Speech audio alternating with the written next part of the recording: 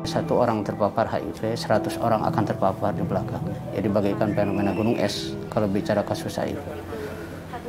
Artinya kalau sudah ada kasus di Bogor ratusan, gitu kan, di kota maupun kabupaten Bogor, otomatis ini akan menyebar terus.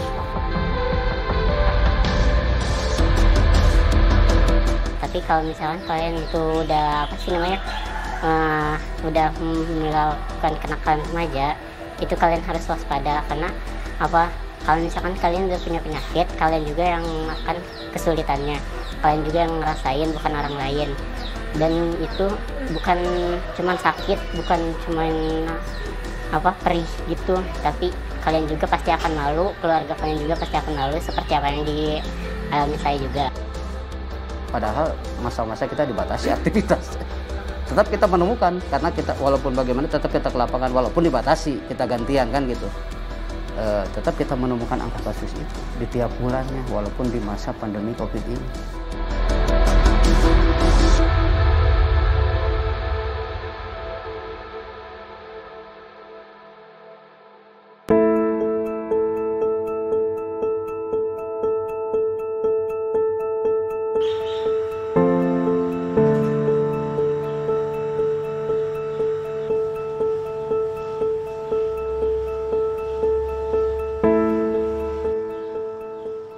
Saya berusia 19 tahun, saya lulusan SMK di salah satu SMK di Bogor. Saya lulusan tahun 2021. Awalnya, saya mengidap penyakit ini tuh udah mau hampir 1 tahun. Awalnya itu, di kulit saya itu ada bintik-bintik kayak gitu. Nah, saya coba periksa ke dokter kulit dan suruh tes ke lab. Setelah tes ke lab, besoknya saya lihat hasil tesnya, di situ HIV saya reaktif. Nah, setelah saya periksa dan lihat hasilnya, saya disarankan untuk ke Poli Edelweiss untuk berobat. Waktu pertama kali saya seperti yang tadi dibilang, pasti juga mengalami flashback gitu kan, mengulang lagi. Dan ya di dulu itu emang kenakalannya udah itu, makanya harus menerima sekarang, harus menerima konsekuensinya sekarang. Jadi apapun hasilnya harus terima konsekuensinya sekarang, karena dulu udah ngelakuinnya. Halo, Assalamualaikum. Waalaikumsalam. Ada apa, Mak? Apa kabar? Baik. Lagi ngapain? Biasa, lagi di rumah. Jelasin, biasanya lagi apa? Lagi gabut-gabutan, Mak. Kayak gitu. Ya, itu obat kamu masih ada? Aku nganterin obat. Ada, tinggal 5 lagi. Ya udah sih, nggak apa-apa. Tinggal 5 lagi aku siapin ya. Oke. Kita janjian di mana? Kita janjian di mana gitu? Di tempat biasa aja ya. Ya udah, di tempat biasa aja.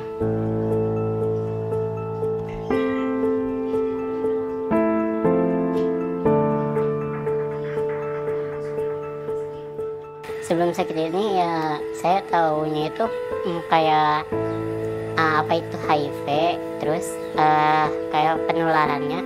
Tapi kalau masalah obat sama yang lainnya itu saya kurang tahu juga, karena saya cuma tahu dari penularan sama apa itu jenis ini kayak gitu. Hari ini saya kebetulan mau ada bertemu dengan salah satu kadek dampingan yang dia tuh belum open status, Kak, gitu.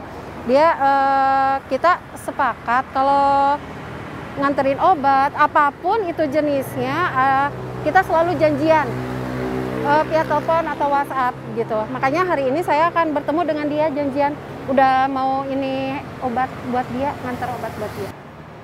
Kamu udah ada di sini. Apa kabar? Baik. Dari tadi? Enggak baru saya. Aduh, maaf ya lama, macet. Terus tadi memang di layanan juga agak rame, itu ada beberapa dampingan juga gitu. Ini obatnya.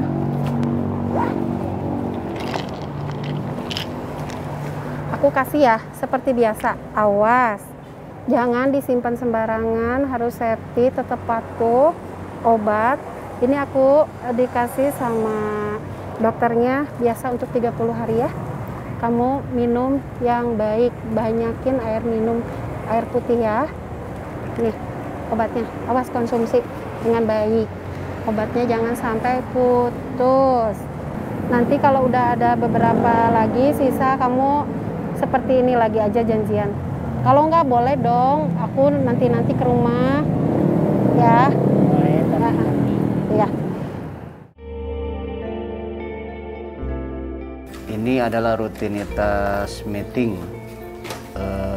evaluasi kita. Memang kita lakukan rapat evaluasi ini untuk mengukur kinerja kita minggu per minggu, hari per hari, per minggu sampai akumulasi 1 bulanan. Artinya supaya apa yang sudah kita targetkan tadi untuk teman-teman CBS ini untuk penjangkauan, pendampingan itu benar-benar tercapai dan terarah gitu. Jadi mudah-mudahan walaupun dalam masih masa pandemi COVID, masih masa PPMK, tetap kita ataupun teman-teman di lapangan optimal melakukan penjangkauan dan pendampingan terhadap teman-teman ODA. Karena ternyata angka kasus sudah semakin banyak di tiap bulannya itu kita temukan angka kasus. Setiap kita melakukan tes HIV atau tes HIV mobile, ternyata angka kasus semakin terus kita temukan gitu kan. Dalam 1 bulan bisa sampai 5 sampai 10 orang kita temukan. Ternyata angka kasus di Bogor lumayan. Ketika tahun 2012 aja data yang sudah diakses atau yang ODA atau orang yang positif HIV mengakses layanan itu terutama di Rumah Sakit Marzuki Muhadi sudah banyak sampai ratusan. Artinya ini keprihatinan kami dari Lekas untuk melakukan itu. Karena waktu itu masih jarang sekali lembaga kan gitu, apalagi mungkin instansi pemerintah juga yang peduli terhadap penanggulangan HIV/AIDS. Dan kami coba dengan apa adanya kami gitu kan, dengan swadaya kami melakukan sosialisasi itu.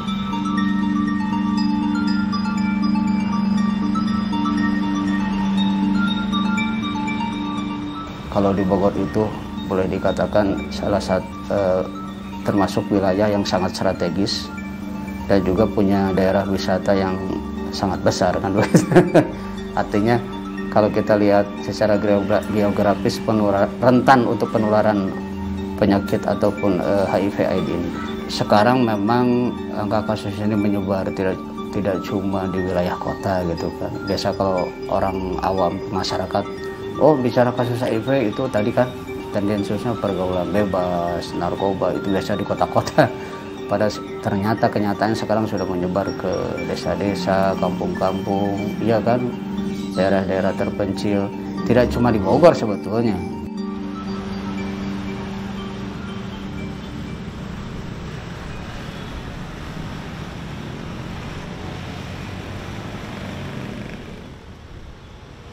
Justru sekarang fenomenanya adalah melalui transmisi seksual, termasuk angka kasus yang terjadi mungkin di anak, di usia produktif gitu kan. Nah, ini melalui rata-rata melalui transmisi seksual, seks bebas. Nah, ini memang peran keluarga, peran orang tua di rumah sangat penting untuk mengantisipasi dan mengontrol anak-anaknya. Ternyata kenapa? Itu mungkin faktor pergaulan, faktor informasi, apalagi sekarang digital ya kan, online dan sebagainya, ngakses segala sesuatu hanya via HP, udah langsung ya kan, udah langsung klik langsung apapun. Itu rata-rata pengaruh dari pergaulan, pengaruh dari informasi dan sebagainya gitu, dari penelitian yang kita lakukan. Gimana kamu sekarang? Kondisinya setelah kemarin ada penggantian obat. Pas kemarin mah itu apa sih kayak kan pertama itu minum minum nggak kenapa-napa. Yang pas kedua itu tiba-tiba langsung drop, langsung jatuh sakit gitu. Iya, karena itu kan aku udah ngomong nih sama dokter ya. Udah konsul tuh kemarin. Katanya memang kalau yang awalnya minum obat itu dia lepas minum obat kembali lagi berobat memang kayak gitu. Kamu harus semangat ya untuk kedepannya. Gak bakalan kayak gitu lagi kok. Sekarang paling 1 minggu atau 2 minggu tetap ngondisiin sama tubuh kamu dulu gitu. Awal ketemunya ya pas saya cek kedua kali pas sudah saya berhenti minum obat. Nah saya tuh beberapa bulannya saya cek lagi. Nah saya dinyatakan masih positif. Dan ternyata yang menyatakan positif itu tim lekasnya sendiri. Nah di situ saya langsung dibantu, disupport langsung sama tim lekasnya dari keluarga. Nah saya tuh merasa dikucilin, tapi itu dari awal. Kesininya mereka juga udah mulai ngelupain lah apa kejadian yang dulu. Nah sekarang udah mulai itu lagi sama keluarga. Ada juga fenomena yang kita temukan, seorang positif ternyata di keluarganya belum tahu, tidak berani menyampaikan ke keluarga karena tadi dilemanya kan takutnya orang tua pihak keluarga tidak terima. Ketika dia cerita saya positif HIV langsung diusir oleh orang tuanya keluar, dan itu kejadian ada begitu. Ini jadi beban berat kita sebagai pendamping gitu. Kita sebisa mungkin sebisa ngasih support supaya dia itu terus eksis, tapi lama-lama kan gitu. Lama-lama kita dorong supaya dia itu terbuka ke orang tuanya. Kita menemukan fenomena seperti itu. Cuma proses untuk menyadarkan itu supaya terbuka ke keluarganya ini sebuah proses yang sangat berat dan lama sebetulnya. Ada juga yang langsung ketika cerita, misalkan yang masih muda gitu kan, dia orang tuanya masih ada, cerita ke orang tuanya, ada yang langsung diterima. Tapi rata-rata memang seperti itu kebanyakannya.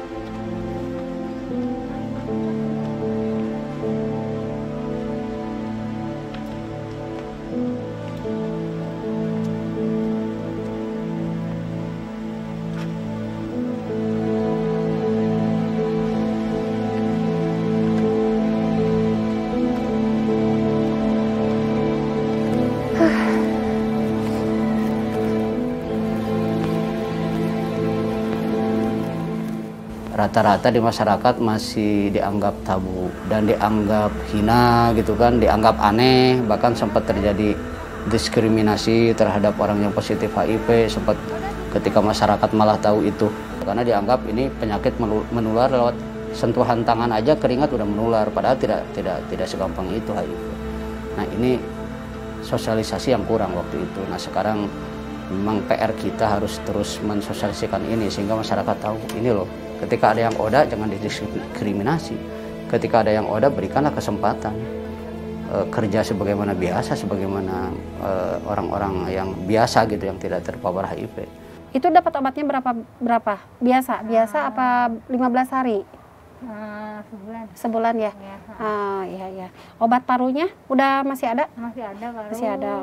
Nah, itu jantung udah 3 bulan sekarang. Oh, jantung udah 3 bulan ya. Oh, berarti ada perkembangan bagus dong ya. Artinya ini perlu semua pihak melakukan sosialisasi secara gencar dan jelas gitu. Ini loh, angka kasus sudah semakin banyak. Terus sosialisasi harus terus digencarkan, pemahaman masyarakat supaya tahu, sehingga kalau ada yang positif tidak ada diskriminasi dan sebagainya. Nah, untuk kita mengajak tes HIV itu tidak mudah karena tadi pemahaman itu di masyarakat dianggap penyakit HIV nanti kalau kena udah anggapnya hina oleh masyarakat, saya nanti didiskriminasi, saya nanti diusir. Dan rata-rata orang nggak ada yang ngaku saya ini bajingan gitu kan, rata-rata enggak, saya bersih, saya rata-rata begitu kan. Artinya itulah mental juga sebetulnya. Nah ini bukan hal mudah yang kita lakukan gitu, membujuk orang supaya sadar, melakukan perubahan perilaku minimal tadi kan gitu. Kalau bicara program HIV kita mau tes HIV. Kalau melihat dari jumlah angka kasus di sini sebenarnya sih kumulatif secara keseluruhan itu adanya di pedalaman, Mbak. Karena di pedalaman ini itu tadi minimnya informasi dan jauhnya akses layanan itu yang mengakibatkan banyaknya tingkat LFU di teman-teman dampingan. Terkait untuk usia produktif di sini memang sangat banyak sekali, Mbak. Itu usia dari usia 18 sampai 30 tahun itu memang sangat banyak sekali temuan kasus di usia produktif.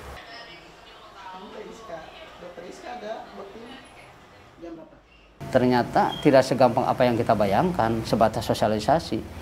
Atau kita melakukan pendampingan, mendampingi, mengarahkan, tidak itu juga. Sebagaimana Mbak katakan tadi, di pihak keluarganya tidak diterima, mau cerita seseorang itu bisa merubah perilakunya. Bagaimana seseorang mau tes HIV, setelah ada yang positif kita dampingi, bagaimana selanjutnya gitu kan. Artinya, tidak segampang apa yang dibayangkan ketika kita mendampingi seseorang positif HIV hanya sebatas mendampingi, tidak.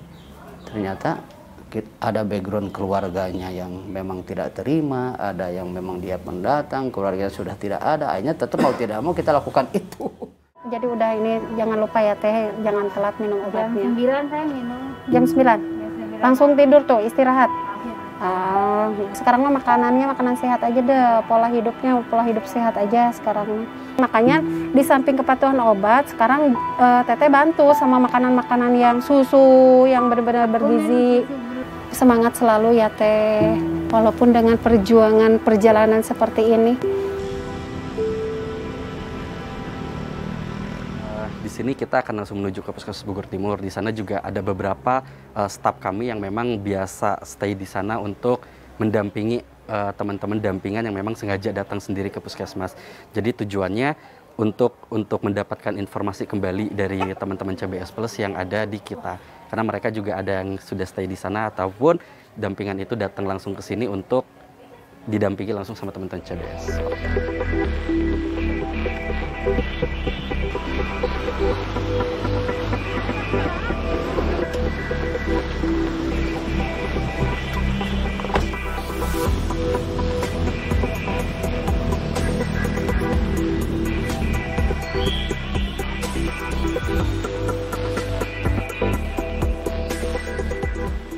Munculkan dari diri sendiri bahwasanya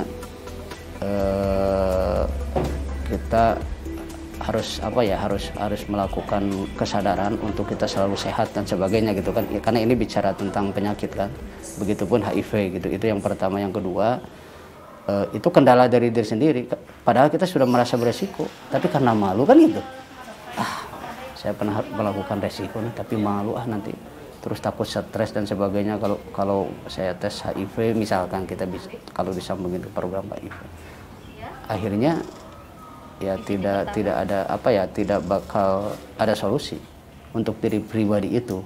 Tapi kalau kita menyadari atas diri sendiri, dimunculkan kesadaran itu, saya pernah melakukan resiko, lebih baik antisipasi dong, kan begitu, daripada nanti lebih parah ke depannya. Siang dok. Dok, dok, kabar dok? Baik. Mau bawa pasien dok? Mana? Duduk. Saya ikut di sini apa di keluar dok? Boleh, gimana mau ditemenin apa sendiri? Sini aja. Oke, mangga duduk. Kalau misalkan saya minum obat doang pasti jenuh juga, terus udahlah nggak punya masa depan lagi, jadi ya udahlah gimana nanti aja. Tapi kalau misalkan udah ada support terus dukungan kayak gitu, itu dijamin gak bakalan jenuh gitu, karena ada temennya gitu.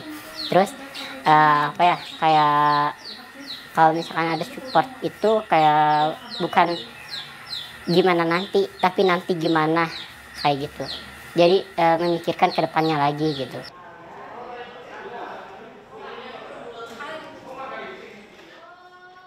Artinya ini perlu perhatian semua pihak, terutama dari pemangku kebijakan.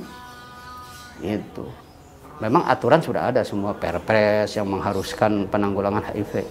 Cuma ini bukan cuma aturan dari atas juga, artinya harus ada kesadaran untuk merealisasikan ini. Ini sudah tanggung jawab bareng-bareng loh, generasi muda nih. Bahaya laten buat generasi muda kalau sudah terpapar HIV kan begitu. Bayangkan kalau anak usia SMP, anak bayi sudah positif HIV, secara medis paling bertahan sekian tahun kan begitu. Karena kekebalan tubuhnya sudah habis digerogoti oleh virus HIV.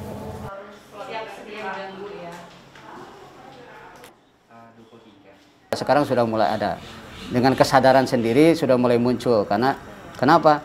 Ya mungkin kesadaran, oh saya pernah beresiko nih, pernah melakukan perbuatan resiko bisa terpapar virus HIV kan gitu.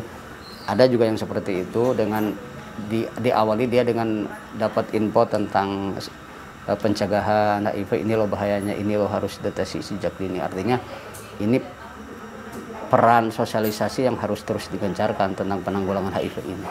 Nah, alhamdulillah sekarang memang itu bisa kita lakukan dengan layanan yang sudah komprehensif. Bahkan sampai tingkat puskesmas di kabupaten sudah bagus, di 101 puskesmas layanan, di kota apalagi sudah dari awal. Itu sudah mulai mendukung akses layanannya, jadi kita bisa lakukan itu. Makanya kan semakin kita lakukan tes HIV, semakin kita ketemukan angka kasus. Walaupun hanya mengalurkan ya teh, nggak bisa bantu uang, nggak bisa bantu apa gitu. Aku hanya bisa ngedampingin, aku di bawah naungan lekas teh gitu. Cuman aku nggak bisa ngasih apa, nggak usah ngasih apa-apa. Ayo disiplin aja sekarang minum obat. apa gitu namanya. Jangan berterima kasih aja. Ya sama-sama teh, yang penting teteh berobat ya, jangan putus asa. Ayo sekarang buka usaha baru, semangat, pokoknya semangat. Cari rezeki sedikit-sedikit juga, lama-lama jadi bukit ya. Sosialisasi terus digencarkan sampai tingkat bawah supaya masyarakat tahu ini loh bahayanya HIV, ini loh penularan HIV itu seperti ini. Ketika yang sudah ada yang positif, jangan juga didiskriminasi, jangan juga terlalu khawatir karena penularannya tidak sembarangan. Artinya ini sosialisasi yang harus digencarkan oleh semua pihak. Kalau untuk sembuh, saya juga punya harapan untuk sembuh, karena seperti yang saya dengar, nggak ada penyakit yang nggak ada obatnya kayak gitu. Jadi setiap penyakit itu pasti ada obatnya. Dan saya juga bangkit itu karena satu ngelihat dari faktor keluarga. Nah di situ juga kan saya harus bagian orang tua lah.